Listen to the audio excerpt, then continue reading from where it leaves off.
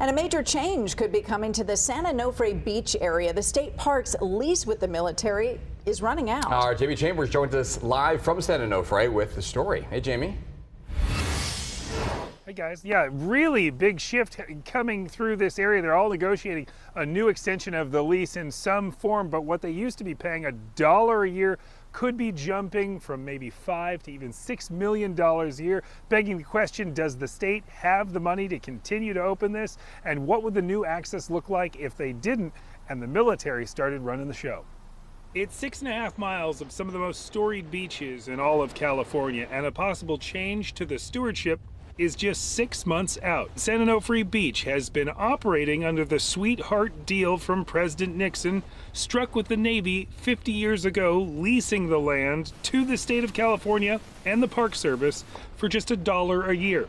But that lease is up at the end of August, creating nerves for all those who have loved the system that has been. The big concern was that there could be restricted access. Former state lifeguard chief Steve Long heads up the San Onofre Parks Foundation and says recently new statements from the military are easing some of those fears, saying in effect, even if the deal between the Navy and the State Park Service can't be struck, public access would still remain. But with very little information leaking out on the lease deal, and with 160 square miles of land encompassing beaches, hiking trails, mountain biking trails, with no detailed management plan, Long fears beach access would remain. But some part of the park could be closed, and that still is a small concern. Experts say the fair market value of the land in use is in the millions of dollars a year. But with the state in a financial crunch,